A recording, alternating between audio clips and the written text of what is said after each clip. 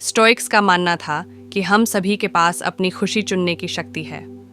हम अपनी भावनाओं को नियंत्रित करना चुन सकते हैं या हम अपनी भावनाओं को नियंत्रित करना चुन सकते हैं।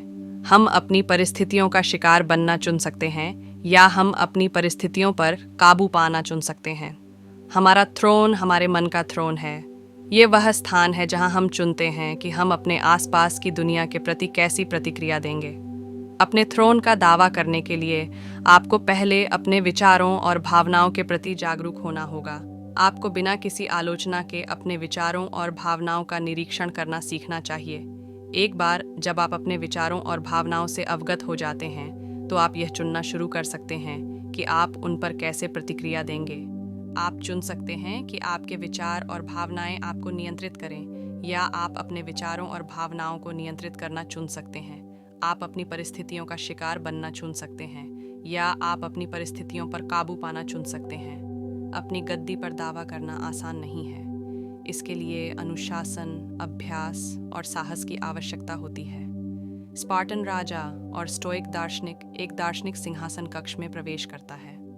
वह लंबी सफ़ेद दाढ़ी वाला एक वृद्ध व्यक्ति है। वह साधारण वस्त्र पहना हुआ है। दार्शनिक: मैं तुम्हें कुछ सलाह देने आया हूँ। राजा: सलाह? मैं स्पार्टा का राजा हूँ, मुझे किसी सलाह की ज़रूरत नहीं है। दार्शनिक: शायद नहीं, लेकिन मुझे विश्वास है कि मेरी सलाह आपके और आपके राज्य के लिए फ़ायदेमंद होगी। राजा: बहुत अच्छा, अपनी सलाह बोलो। मनुष्य का सबसे बड़ा शत्रु कोई दूसरा मनुष्य नहीं बल्कि उसका स्वयं ही है। यह उसका अपना डर और संदेह है जो उसे अपनी पूरी क्षमता हासिल करने से रोकता है। राजा: मैं किसी चीज़ से नहीं डरता। दार्शनिक: शायद नहीं, लेकिन आप पूर्ण नहीं हैं। आपकी अपनी कमज़ोरियां हैं और इन्हीं कमज़ोरियों का फ़ायदा आपके दुश्मन उठाएंगे।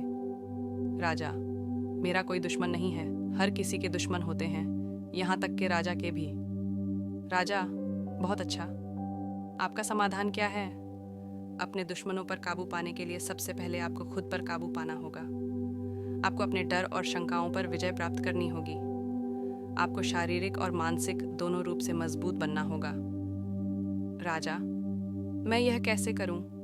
दार्शनिक: अनुशासन और प्रशिक्षण के माध्यम से। आपको अपने शरीर और दिमाग को मजबूत बनने के लिए प्रशिक्षित करना होगा।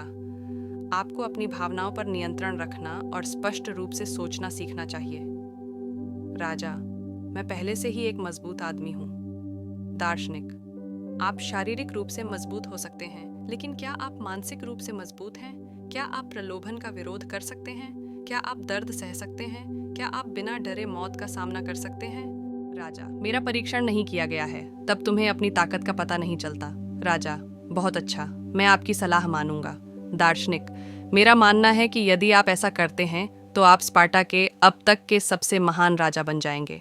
युद्ध क्षेत्र: दिन स्पार्टन सेना एक बहुत बड़ी दुश्मन सेना के खिलाफ लड़ाई लड़ रही है।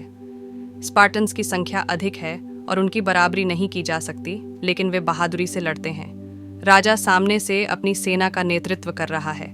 वह जमकर लड़ रहा है और वह अपने लोगों को पूरी ताकत से लड़ने के लिए प्रेरित करता है। घंटों तक लड़ाई चलती रहती है। दोनों तरफ से कई लोग मारे गए, लेकिन स्पार्टन्स ने हार मानने से इनकार कर दिया। अंत में दुश्मन सेना टूट जाती है और भाग जाती है। स्पार्टन्स ने लड़ाई जीत ली है। राजा युद्ध के मैदान में खड़ा होकर नरसंहार का निरीक्षण कर रहा है। वह थका हुआ है लेकिन विजयी है।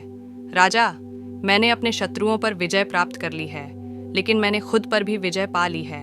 राजा अपने सिंहासन पर बैठा है। वह अब बूढ़ा हो गया है, लेकिन वह अभी भी मजबूत और गौरवान्वित है।